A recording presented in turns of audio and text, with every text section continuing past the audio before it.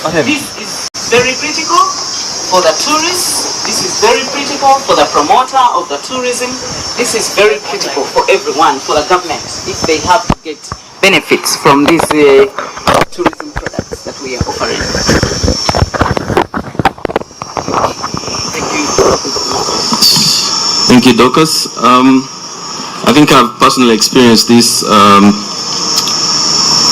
The last time we had to go to the marathon, we had a very beautiful experience at Ggwanga, where we had amazing connectivity, and we could tell the stories real time to share with the world.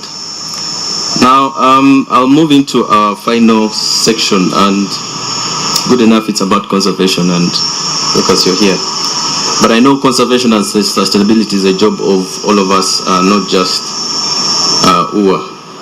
But I want to pose a question to you, Dorcas. How are we balancing tourism growth with conservation of this natural asset? And I know we're still a market that's cherished for being the most authentic, still set in natural kind of environment. But how is UWA balancing this act of the growth or the desires of tourists versus conservation?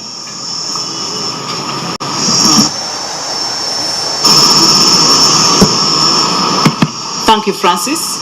And I want to take this opportunity to thank everyone in the room who has been participating in this, because we have been supported immensely by the tour operators, by the stakeholders in the house, to do ecotourism, to do what we are doing, to do conservation.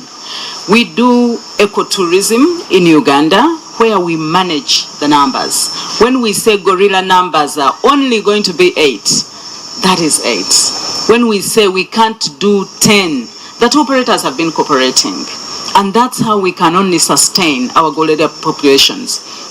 Of course, when I go to the gorillas, if I can concentrate, especially there, you'll find that most of 50% of our gorillas are not habituated.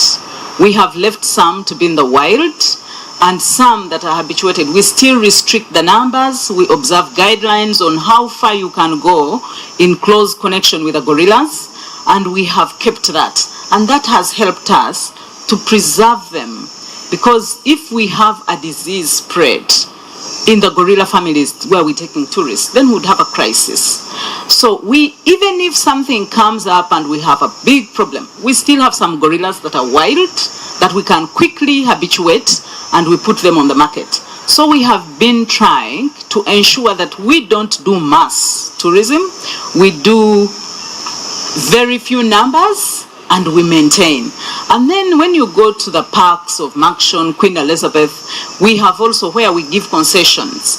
We do not encourage or get investors who build massive lodges in the parks that can host about 100 people, that can host 60 people.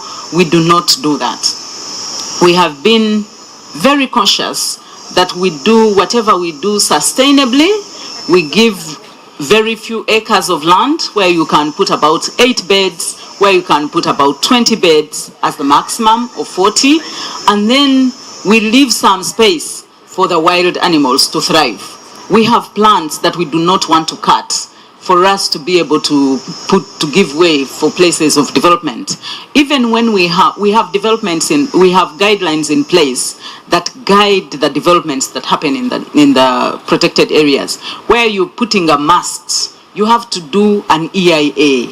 Where you're putting a road,